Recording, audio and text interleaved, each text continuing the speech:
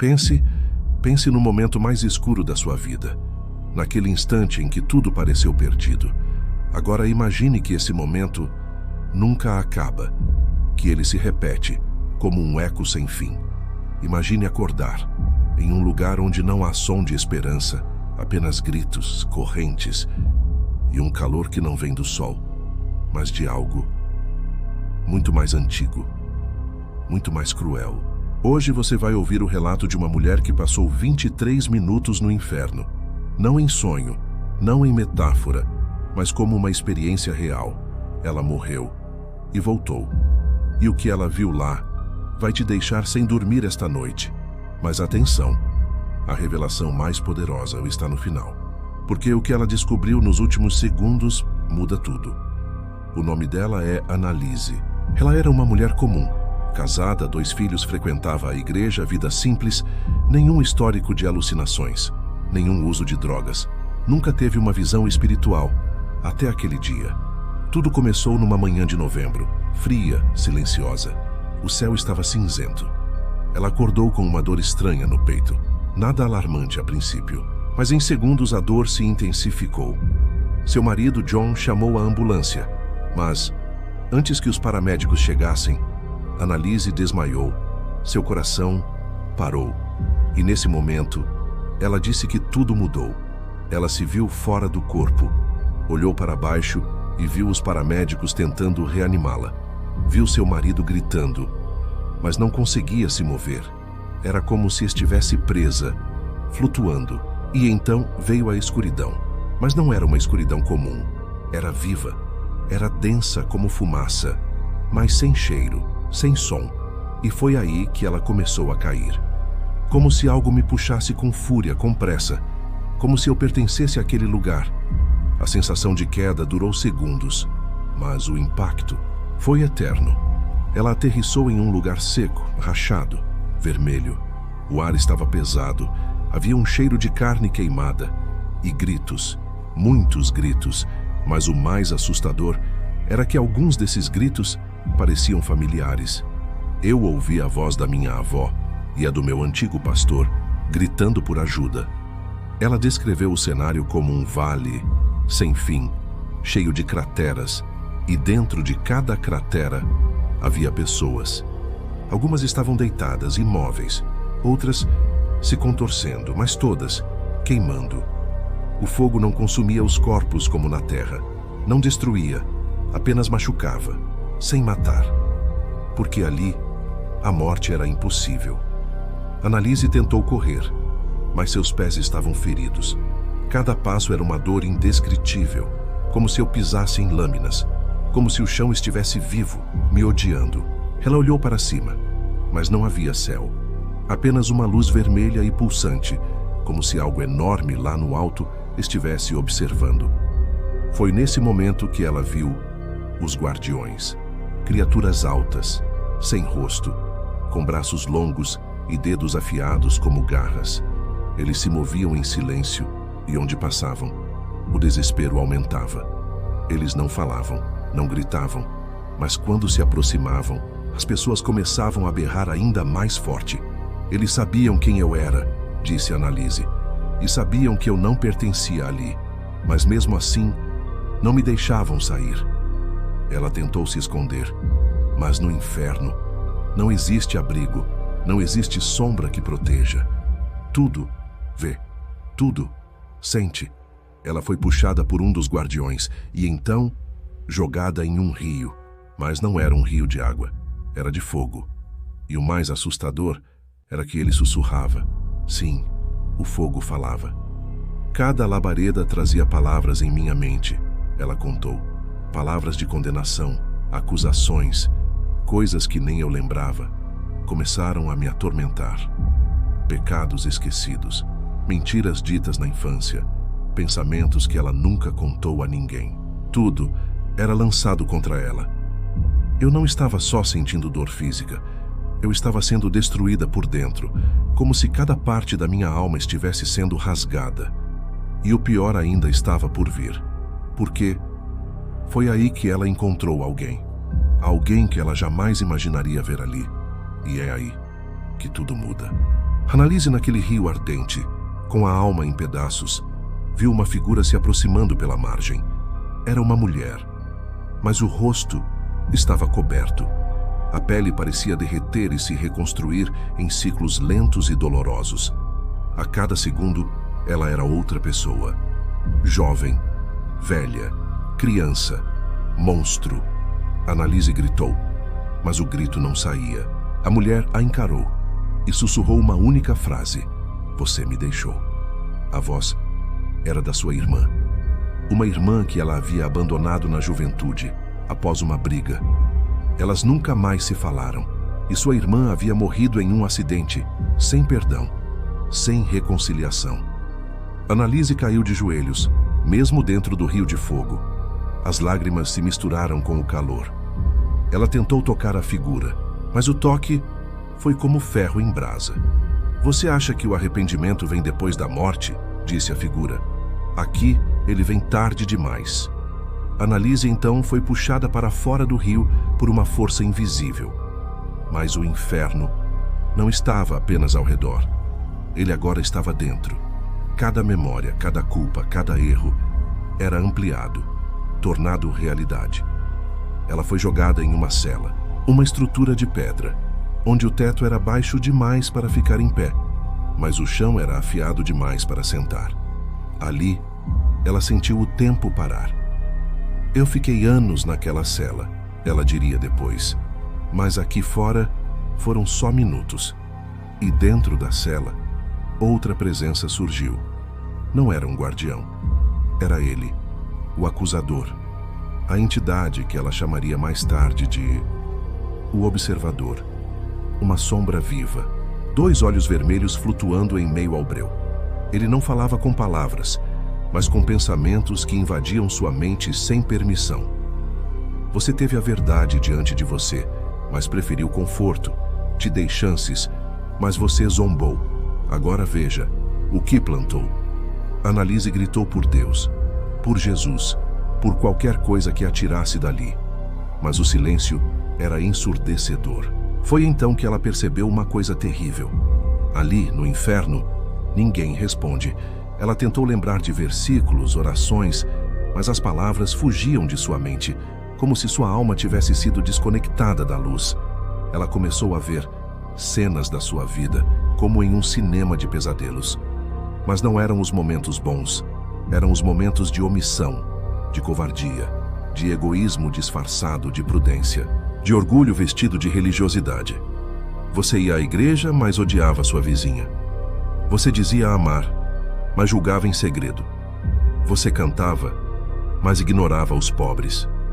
O inferno lhe mostrava a verdade crua, sem filtros, sem desculpas. Ela percebeu que o inferno não era apenas dor física, era exposição. Era ser despida diante da eternidade e não poder se esconder. Foi então que o observador se aproximou. "Agora, você pertence a mim." Aquelas palavras não foram apenas ouvidas, elas foram sentidas, gravadas em seu espírito. E no momento em que Annalise aceitou que tudo estava perdido, que jamais voltaria, algo mudou. Lá no fundo da cela, surgiu uma rachadura, da qual saiu um fio de luz, simples, fraco, mas real. Ela engatinhou até ele. O chão cortava seus joelhos, mas ela continuou. Foi a dor mais cruel e, ao mesmo tempo, a mais libertadora, disse. Porque a luz não queimava, ela aliviava, curava, mostrava que ainda havia algo ou alguém. E ali, sozinha, em uma cela no inferno, Annalise viu uma silhueta surgir do brilho. E ela conhecia aquela presença. Era o que ela sempre soube, mas nunca experimentara de verdade. Jesus. Ele não falou, mas estendeu a mão. E naquele instante, o inferno inteiro tremeu.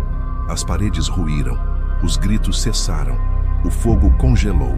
E quando ela tocou a mão dele, tudo apagou. Annalise acordou, na cama do hospital, 3 minutos depois de ser considerada clinicamente morta.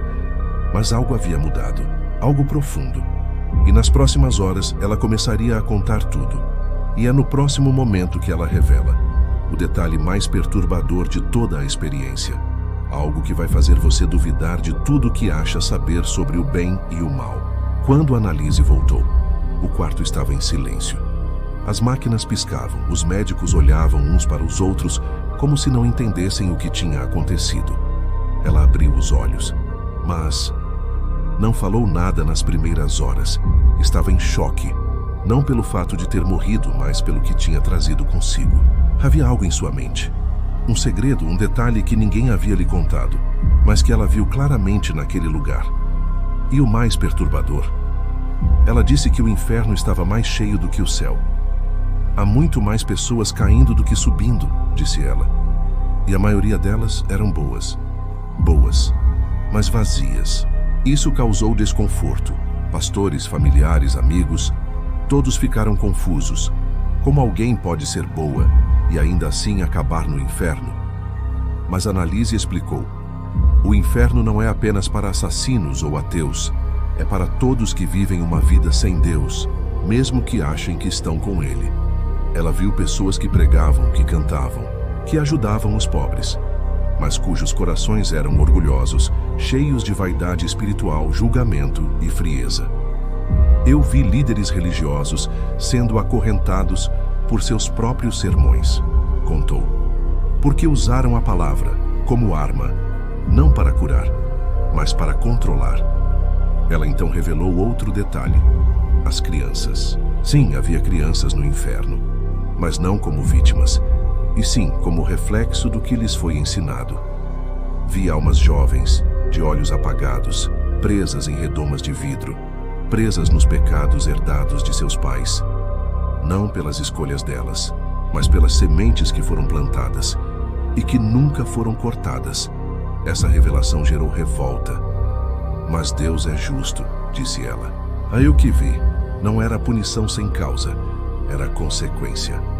Annalise também contou que o tempo não existia lá. Tudo acontecia ao mesmo tempo. Pecado, dor, memória, angústia, como se a eternidade fosse um único instante de tormento contínuo. Mas havia algo ainda mais assustador, uma profecia. No meio de sua jornada, enquanto fugia de um dos guardiões, ela foi levada para um salão escuro, onde grandes colunas sustentavam um teto feito de espinhos e ossos.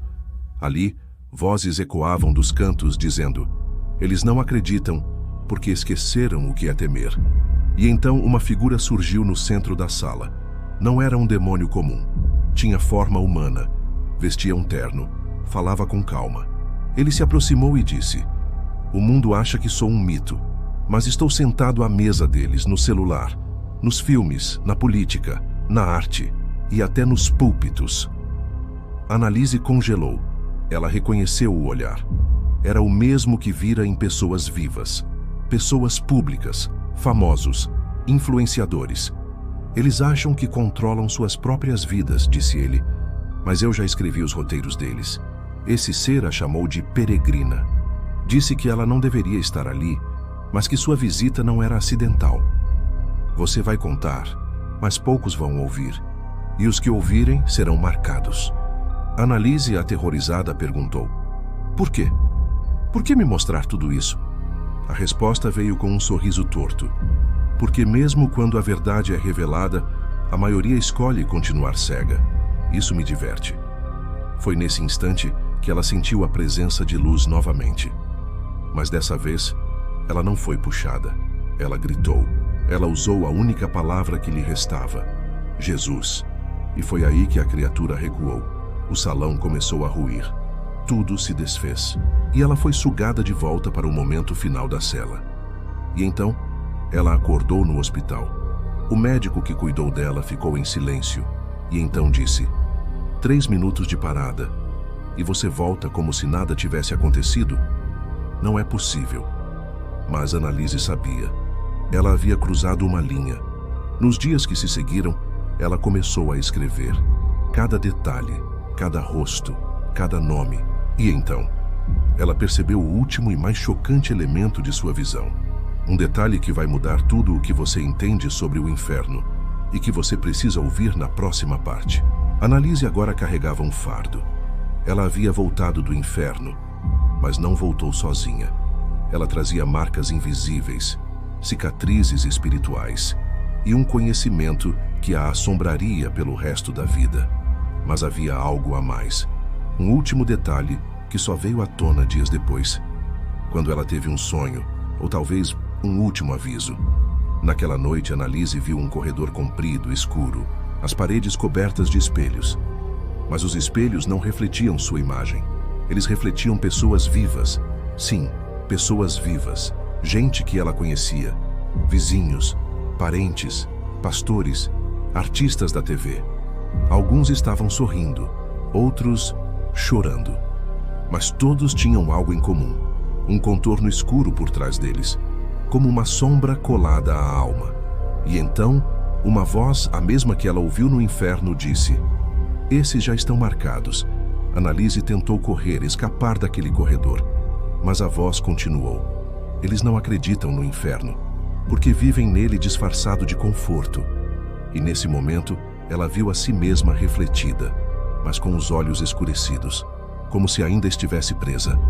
Ela acordou aos gritos, encharcada de suor, e com uma certeza esmagadora no peito. A maioria das pessoas que acha que está salva, não está. Nos dias seguintes, Annalise mergulhou em oração. Ela buscava entender o motivo de tudo aquilo. E foi então que encontrou, pela primeira vez, o livro que um amigo havia deixado no hospital. Era a Bíblia. Abriu ao acaso e caiu em Mateus 7:21. "Nem todo o que me diz, Senhor, Senhor, entrará no reino dos céus, mas apenas aquele que faz a vontade de meu Pai." Ela chorou e entendeu. Conhecimento religioso não salva. Frequência à igreja não salva. Boas ações não salvam. Só o arrependimento genuíno e um relacionamento real com Jesus. Annalise começou então a dar seu testemunho. Primeiro para pequenos grupos.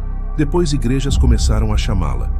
Algumas, inclusive, desmarcaram após ouvirem o que ela dizia, porque a mensagem não era confortável. Ela falava do inferno como um destino real. Falava de pessoas que estavam sendo enganadas pelas próprias igrejas. Falava de pregadores que vendiam prosperidade, enquanto escondiam o arrependimento. E falava do preço que ela viu: almas eternamente separadas da luz.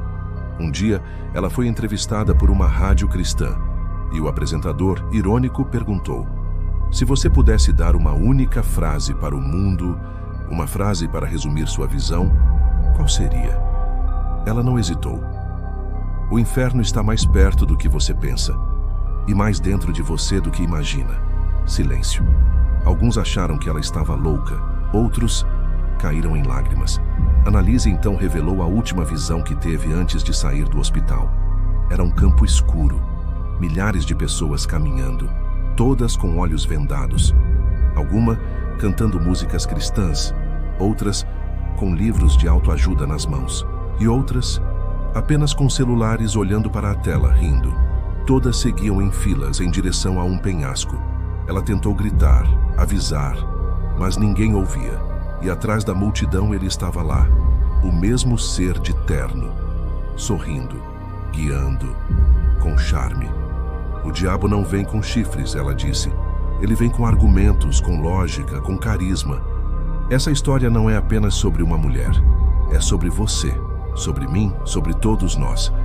Annalise passou 23 minutos no inferno e voltou não apenas com cicatrizes, mas com um alerta que não pode ser ignorado. Você realmente sabe para onde está indo? Não estamos falando de religião, nem de seguir regras, estamos falando de vida ou morte eterna. Você pode rir, desligar esse vídeo, dizer que é apenas fanatismo. Mas Annalise viu o que muitos vão descobrir tarde demais. E se ela foi poupada por 23 minutos, é para que você tenha uma chance. Você ainda tem tempo. Tempo para se arrepender. Tempo para mudar. Tempo para se entregar. Não espere ver o inferno para acreditar que ele é real. Porque quando você vê, já está nele.